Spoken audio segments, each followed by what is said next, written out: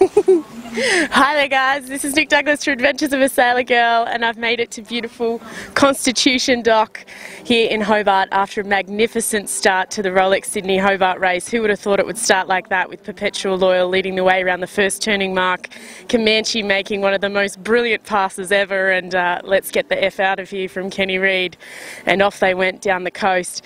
That said, the drama didn't stop there. There's been so much on, but now Comanche has rounded Tasman Light. They're only 40 nautical miles away, and they're expected to be here at about 9 p.m. tonight. They've gotten up to about 15 knots of pace on board. Absolutely incredible.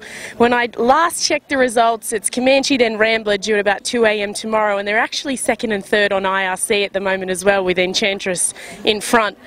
The IRC results, that said, are spinning and mixing about, and I think we do have to have an eye open for those international contenders such as Courier de Lyon. Will they be able to take the double of the Fastnet as well as the Rolex Sydney Hobart? That would be incredible. That said, Wild Rose and Quick Point de Juro, Wild Rose being last year's overall winner, they're ones to watch as well. It could be a small boat race, we'll see. Internationals, let's have a little bit of a chat. 2009 was the last time that we saw an international boat win overall line honours. That was Alfa Romeo from New Zealand, the mighty red boat. On IRC, 2007 was the last time we saw a boat win internationally overall for the Tattersalls Cup. That was Rosebud from the USA. We'll just have to wait and see for the IRC. I think it could take a few days for that one to unfold. Now it's looking like a lot of the boats aren't actually going to arrive until the 31st, even into the new year. It was hard going for them going into that southerly squall. And talking about hard going, we're probably going to have to have a chat about a few of the damages. Rambler and Comanche still continuing. They've got damaged, as does Ragamuffin in third position. All right.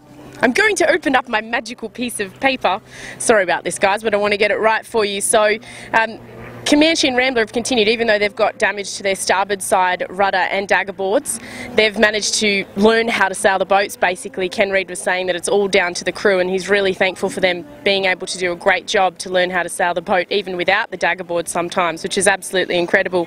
Rags has actually damaged their port side dagger board, and they've worked out how to take that dagger board out. They've drilled a hole in it, and they're effectively flipping it from tack to tack, which is incredible to see. Maserati is in fourth on line honours at the moment. She's effectively stopped. She's still crawling along, but hoping that she finds some pressure soon. Her arrival date at the moment is the 31st, but I'm sure once she gets some pressure, she'll kick back into gear. Chinese Whisper and Ichiban are having a great battle in fourth and fifth, so we'll see how that plays out. But more onto the damage and the retirees. Arc 323 was one of the first to retire after a potential incident with Rags, the TP52, not the 100. They will have a protest once they get here to Hobart, and we'll see how that plays out. Cougar 2 had an incident with Looper of London, a port and starboard. It is found that Cougar 2 was at fault. They've got quite a bit of damage to their rear quarter, so unfortunately that one is all done and dusted. At 14:33, M3 retired with forestay damage. 17:55, Daredevil with rudder issues. They're sailing for White Ribbon. Unfortunate to see them not make it here to Hobart. By 21:40, CEX Dolce had lost their mast, and at 22:10 on Boxing Day was when Wild Oats 11, defending champion, did decide to pull out after extensive damage to their mainsail, basically shredded, and I know they did everything they could to continue racing. At 23:05, St Jude retired with rudder damage. Then at 23:30, Perpetual Loyal reported rudder damage. It's also been found that they had some delamination halfway along their hull, so that's awful to hear. Last year their bow actually delaminated, and that was a bit of an issue for them. At 23:40, Koa, the TP52, retired. They were early IRC leaders. A real shame for Andy and Spicy and also Chapo and the gang. I know they put a lot of work into that boat in the days leading up to the Hobart. At 04:25, Pizzazz with mainsail damage. 04:40, Pretty Fly 3 with forestay, and Brindabella, the first boat I remember winning the Hobart, also tore her mainsail. Quite sad. 05:05, Takani with rudder damage. 06:35, this is now on the 27th. Patrice, one of the boats that I tipped to be a winner on IRC, was retired with mainsail damage. 07:30, GYR whatever. 0800, Samurai Jack with sail damage, and Decadence, the DK46 from RQ. Sorry guys, electronic issues. At 1100, Blackjack retired from the race. So sorry. Pete Hamburg, the owner, did fracture his leg, and that was just awful. But they are all safe, and they're back at the dock at Sydney. Also at 1100, Jasper Harburg retired. This is a bit of good news. They are now back in the race. They didn't use their motor to sail in the direction towards the finish. They went into Eden. They haven't had any outside assistance, and they've managed to fix their rig issues, and they're now continuing. At 12:48 was the next, was Victoire. They're now back in Sydney. About an hour and a half ago, Daryl Hodgkinson, lovely boat, lovely owner. He unfortunately damaged 2 ribs and punctured his lung down in the galley of the boat, and they then opted to return back to Sydney. He's safe, he's stable and in St Vincent's Hospital, so sending our wishes out to you. So 2 injuries so far from these 32 retirements is awful, but fairly good record. 1302 KLC Bengal 7 with a torn mainsail. 1315 Frantic, the TP52, mainsail damage.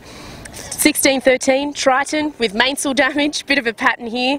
1530 Hollywood Boulevard with hull damage. 1650 Great Expectations. 1755 Landfall with hull damage. 1809 China Easyway with mainsail damage. 1945 Jaffa with a starter motor, and Local Hero and Avalanche pulled out at 2330 with some hull damage as well. So why is there so much mainsail damage? Oh, I mean, every case is individual, but why is there so much damage in general? 32 retirees.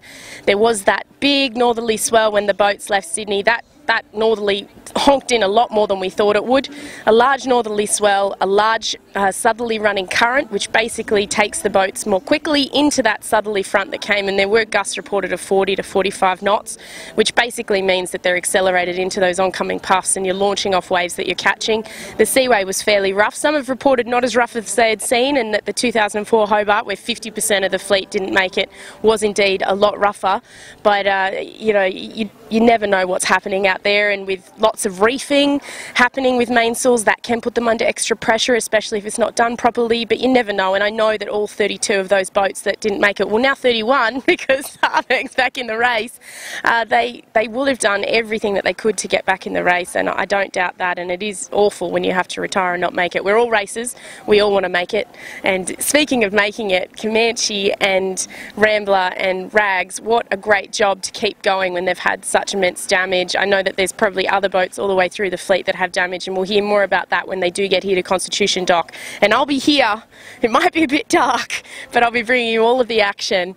And I have to say that Ken Reid's quote of "we are going to make it up the Derwent even if we have to paddle" is an absolute glamour, and I can't wait to chat to him about that.